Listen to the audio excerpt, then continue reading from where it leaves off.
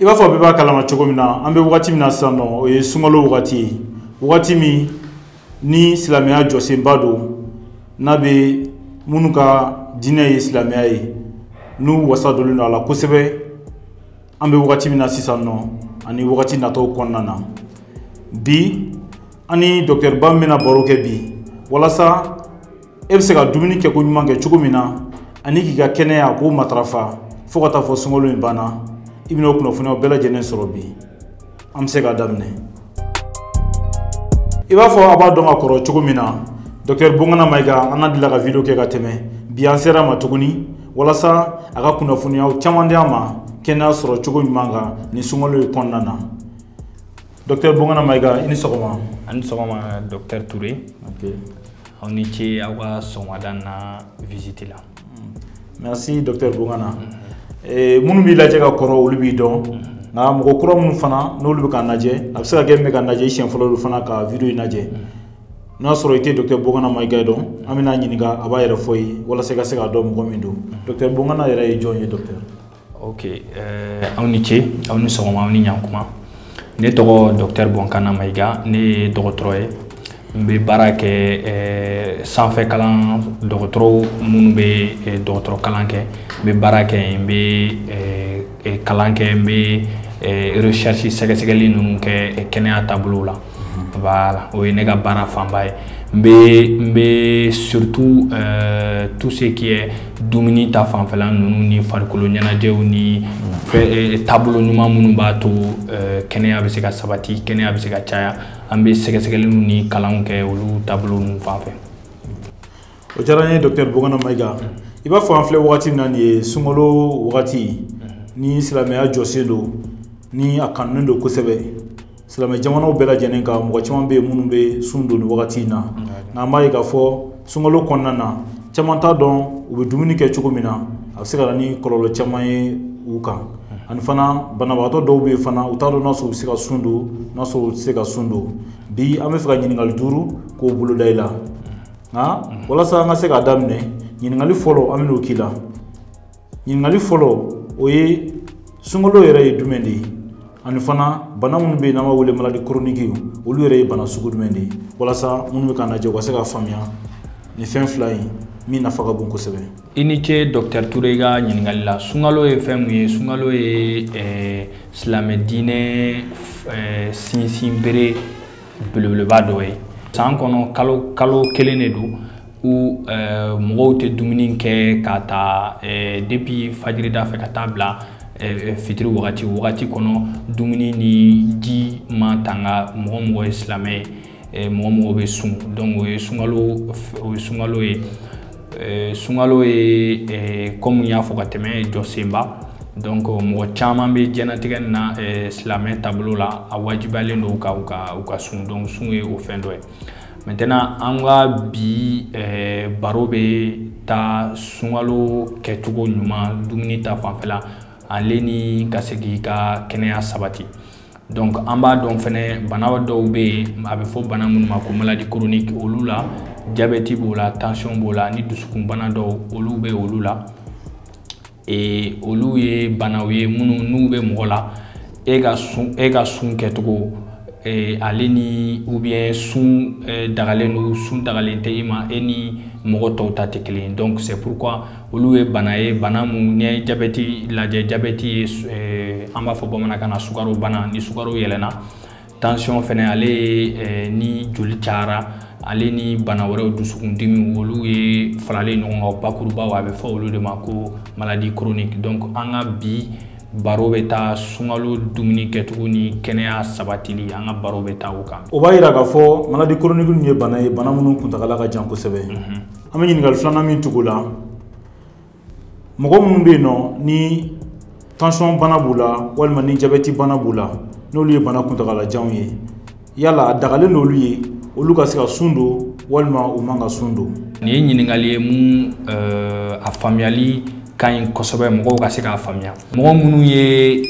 dɔgɔtɔrɔw bɛ kɛnɛya baarakɛla caman diɲɛlatigɛ la bɛnna kan ka fɔ ko ni bana dɔw bɛ o la bana kuntagajanw jabɛti ninnu ni tension ninnu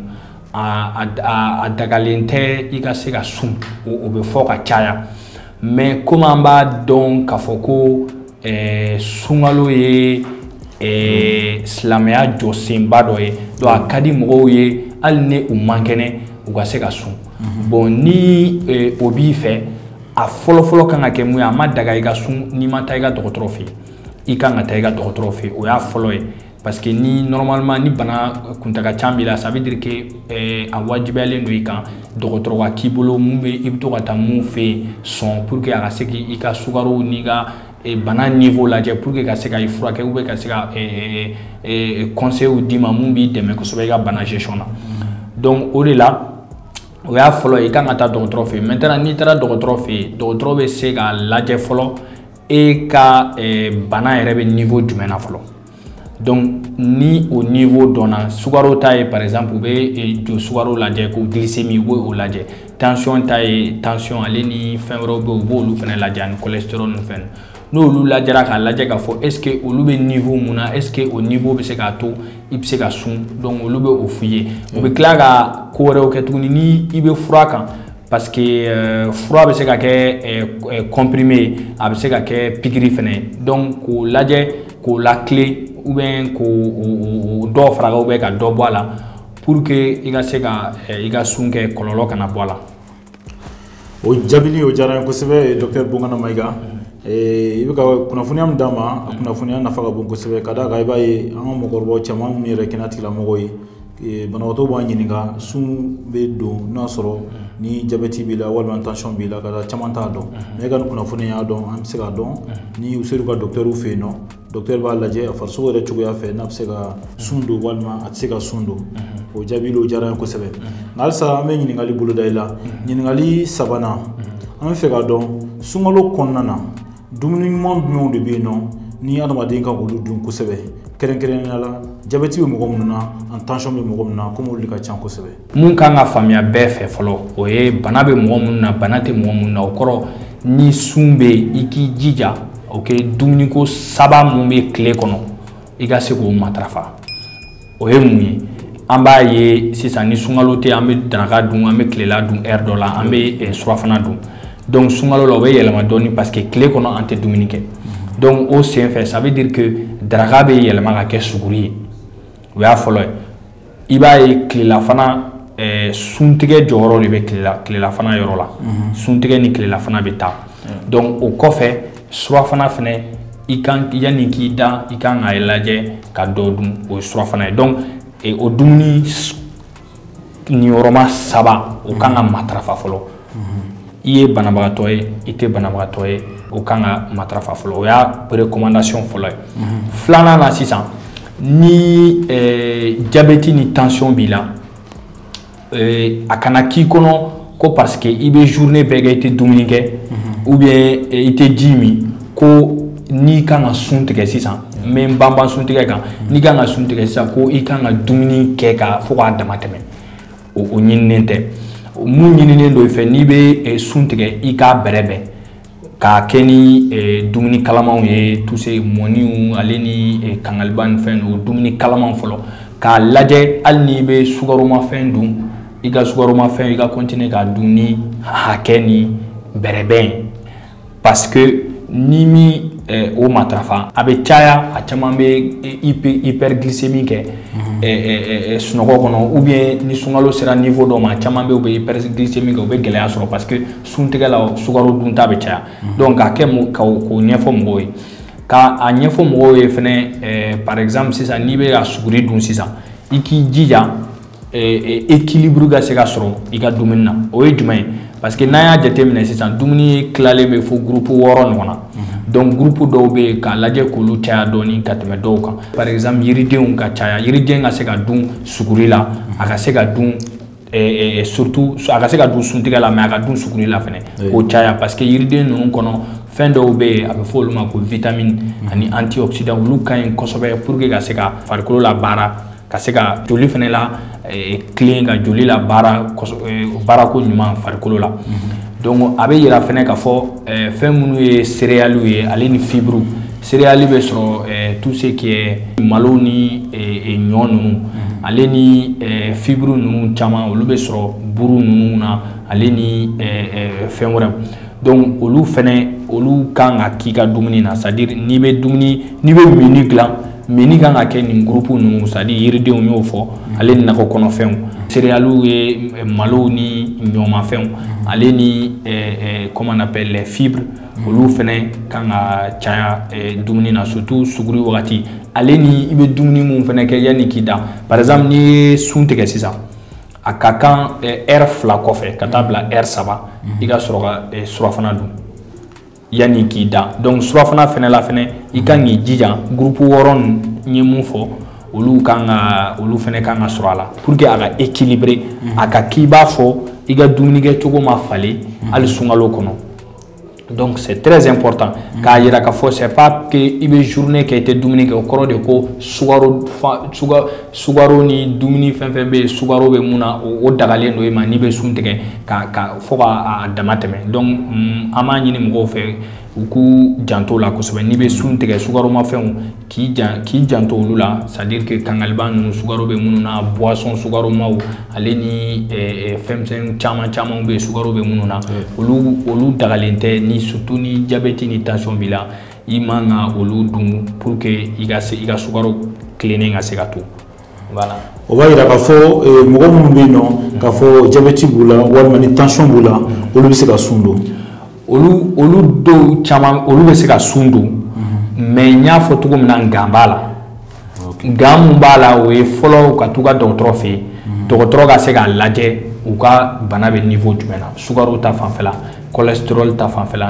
k'a lajɛ ni o tilennen don. Après u bɛ sɔrɔ ka tila ka misali d'u ma, u bɛ sɔrɔ ka tila k'u ka fura fɛnɛ la tile. Donc ni olu dɔw matarafara o la dɔgɔtɔrɔ bɛ se ka yamaruya di ko i bɛ se ka sun. Mais i yɛrɛ bakun ka wuli ka sun ka sɔrɔ dɔgɔtɔrɔ ka yamaruya t'i bolo o dagalen tɛ. Surtout ni tension ni diabète b'i ni tension b'i la, ni si fɛnɛ kɔrɔbayalen don. Par exemple tension t'a la sisan, surtout tension ta n'a sɔrɔ i si bɛ taa ɲɛfɛ san 50 ka taa, olu bɛɛ la i kan ka taa dɔgɔtɔrɔ fɛ pour que dɔgɔtɔrɔ ka se ka yamaruya d'i ma kosɛbɛ. O diyara n ye kosɛbɛ ka d'a kan mɔgɔ caman bɛ yen nɔ o ye ɲininkali kɛ nin yɔrɔ in na kosɛbɛ, wala ni kunnafoniya in o b'a to mɔgɔ si tɛna sigi tuguni o bɛɛ bɛna wuli ka taa dɔgɔtɔrɔso la. O diyara n ye docteur, an bɛ ɲininkali boloda, ɲininkali 4nan sunkalo kɔnɔna na dumuni kɛ cogo ɲuman jumɛnw de bɛ yen nɔ n'an bɛ se k'o kɛ walasa kɔlɔlɔ foyi kana n'an sɔrɔ an ka kɛnɛya sira fɛ fo ka taa fɔ sunkalo banna. I ni ce docteur Toure ni ɲininkali la, ni ɲininkali dafa ye n bɔra ka mun fɔ ka tɛmɛ o la, n ko yiridenw ni nakɔ kɔnɔfɛnw o kan ka caya kosɛbɛ, particulièrement surtout tension ni diabète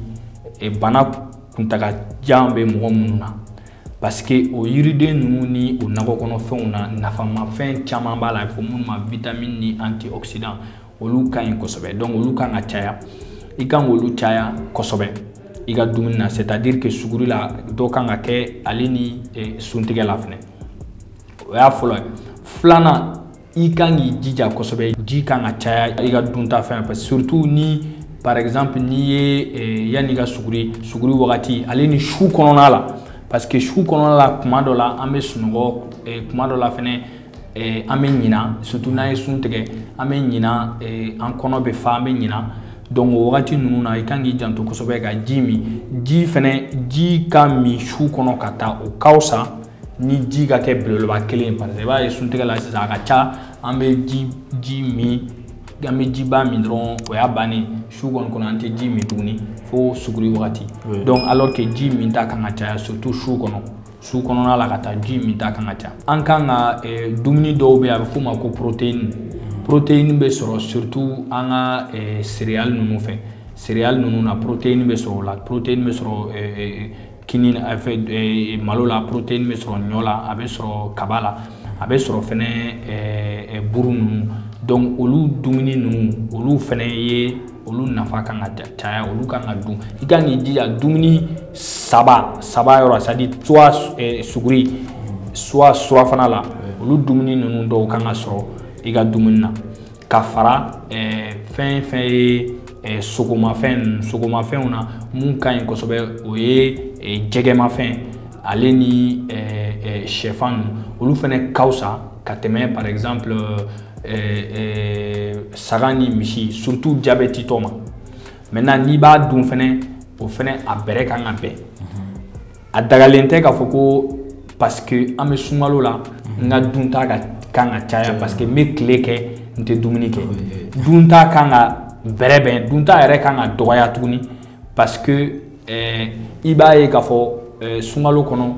an bɛ sun mais fɛn caman bɛ bɔ an ka kɛtaw la an ka kɛtaw la sunɔgɔw ni fɛnw bɛ caya donc ni o la i ye dumuni caya dɔrɔn i b'a ye k'a fɔ a bɛ farikolo kɛlɛ surtout ni tension ni diabète bɛ la an bɛ mun lakɔlɔsi kosɛbɛ ka caya c'est que a caman na o bɛ taa se sunkalo bɛ taa se yɔrɔ dɔ la u ka tension bɛ yɛlɛn u ka diabète u ka sukaro bɛ caya ou bien sukaro bɛ dɔgɔya donc o b'a to a caman bɛ kɔlɔlɔ sɔrɔ o de la dɔgɔtɔrɔw caman b'a fɔ ko u kana sun parce que o gestion tɛ ɲɛ o gestion o taabolow bɛ yɛlɛma donc o b'a to kɔlɔlɔw bɛ sɔrɔ. ɲininkali laban sɔnni an k'o kɛ docteur la n'a sɔrɔ ni siɲɛ fɔlɔ i kan ka video lajɛ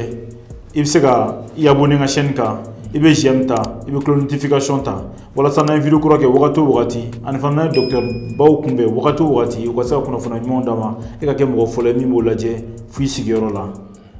an bɛna ɲininkali 5nan an bɛn'o kɛ docteur la. ɲininkali 5nan docteur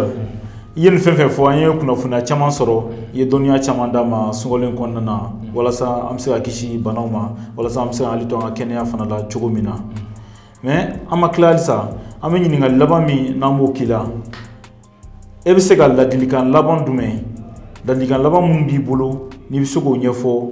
an lajɛlikɛbagaw ye ani diɲɛmɔgɔ bɛɛ lajɛlen walasa minnu ye silamɛ n'u bɛ ka sun don fɛn kana n'u sɔrɔ u ka se ka sunkalo kɛ kɛnɛya ni baden na cogo min na. I ni ce docteur Ture ka o ɲininkali laban na n b'a mun fɔ mɔgɔw k'o faamuya kosɛbɛ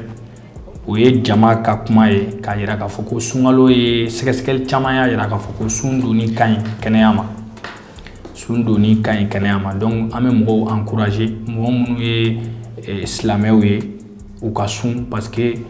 sun ka ɲi maintenant o kɔfɛ sun dagalen tɛ mɔgɔ bɛɛ ma surtout ni bana bɛ mɔgɔ minnu na minnu ka bana ka jugu kosɛbɛ minnu ka tension n'u ka diabète ka jugu olu kan ka taa dɔgɔtɔrɔw fɛ yen pour que dɔgɔtɔrɔw ka se k'u bilasira an bɛ an banbaw kuma kan kosɛbɛ o kɔfɛ n'o bɔra yen mɔgɔw k'a dɔn k'a fɔ sun filɛ c'est vrai tile kɔnɔ an tɛ dumuni kɛ an tɛ ji min mais taabolow man ka falen kosɛbɛ ka kɛ mun ye pour que kɔlɔlɔ kana sɔrɔ o ye jumɛn ye n'i bɛ sun tigɛ i kan ka a bɛrɛbɛn an bɛ caman ye ni sun bɛ tigɛ dumuni nasuguya bɛɛ bɛ bila tabali sanfɛ a sogow a n'a fɛnw o fɛnw ka ca kosɛbɛ mɔgɔw bɛ o dumuni ninnu kɛ u bɛ na ni problème de digestion u bɛ na ni sukarula yɛlɛnw u bɛ na ni fɛn caman ye k'a kɛ k'a fɔ sun bɛ taa se yɔrɔ o yɔrɔ mɔgɔ caman bɛ bana u bɛ sun jɔ donc o kama i bɛ sun tigɛ n'i b'a tigɛ i b'a tigɛ ni bɛrɛbɛn i b'a tigɛ ni hakili ye pour que a kana na se ka kɔlɔlɔ las'i ma o ye ladilikan caman ye surtout kɛrɛnkɛrɛnya la tension ni diabète bɛ minnu na olu kan k'u kɔlɔsi kosɛbɛ sukaromafɛnw na o kɔfɛ k'a yira mɔgɔw la k'a fɔ i kan k'i jija i tun bɛ dumuniko saba min kɛ tile kɔnɔ o dumuniko saba kan ka matarafa an bɛ mɔgɔ caman ye n'u ye sun tigɛ u tɛ dumuni kɛ tuguni fo suguri o dagalen tɛ i kan k'i jija n'i ye sun tigɛ i bɛ taa safo seli wagati min kan nafila kɛ ka na heure 2 heure 3 bɛ tɛmɛ donc o la yanni k'i da i bɛ surafana dun o surafana kan ka kɛ surafana ye mun protéine ka ca la n y'o fɔ ka tɛmɛ o ye an ka malomafɛnw ni ɲɔmafɛnw ni kabamafɛnw ye olu kan ka kɛ a la ale ni n'i bɛ se ka yiriden dɔ fara a kan i b'olu fara a kan n'i bɛ se ka i bɛ se ka i ka ji fɛnɛ min mɔgɔw kana ɲinɛ ji kɔ ji kan ka caya kojugu sunkalo la parce que sunkalo wagati an bɛ ji caman perdu an farikolo la donc pour que ka se k'o ji remplacer donc ji kan ka caya dumuni na o kɔfɛ fɛnɛ farikolo ɲɛnajɛ kan ka kɛ sunkalo la mais farikolo ɲɛnajɛ dɔ kan ka bɔ a la ani n'a sɔrɔ par exemple i tun bɛ farikolo ɲɛnajɛ kɛ sɔgɔma ni wula fɛ n'a y'a sɔrɔ i tun b'a kɛ avec une grande intensité i kan ka dɔ bɔ a la hali n'i y'a sɔrɔ i ye athlète hali n'a y'a sɔrɔ farikolo ɲɛnajɛ y'i ka baara ye sunkalo la i kan ka dɔ bɔ a la parce que i organisme be affaibli doni. Donc i kan ka kɛ n'i b'a kɛ a kan ka kɛ wagati mun na o ye juste yan suntigɛ ou bien yan i ka t'i da ou bien n'i bɛ se ka kɛ yan suguri ka dun fɛnɛ o fɛnɛ ka ɲi i bɛ se ka k'i ka so voilà wula fɛ ni tile sumara yan sun ka tigɛ i bɛ se ka t'i tagama dɔɔni. Donc sunkalo kɔrɔ tɛ ko fɛnɛ ko k'a bila pewu o fɛnɛ man ɲi parce que n'i y'a bila pewu a bɛ se ka jouer farikolo kan. Donc o ye ladilikan ale ni bilasirali kelen-kelenninw ye an b'o fɔ mɔgɔw ye. Ala ka sunkalo sunko ɲuman nɔgɔya k'a ɲɛ k'a d'an bɛɛ ma. M'a dɔn docteur ye kuma minnu fɔ sisan nɔ kuma nafamaw don minnu ye nafa kosɛbɛ e min bɛ ka lajɛ nin wagati in na. O kama n'a sɔrɔ ɲininkali b'i fɛ i bɛ se k'o fɔ an ye commentaire la. I kana ɲina fana ka video lase i ka cɛkɔrɔbaw ani i ka musokɔrɔbaw ani dɔnbagaw bɛɛ lajɛlen ma walasa u bɛ se ka sunkalo kɛ cogo min na hɛrɛ ni baden na ka sɔrɔ u ka banaw ma taa ɲɛfɛ ni bana bɛ minnu na ni bana tɛ minnu yɛrɛ fana na fɛn kana n'u sɔrɔ. E k'an bɛn o la wagati wɛrɛ.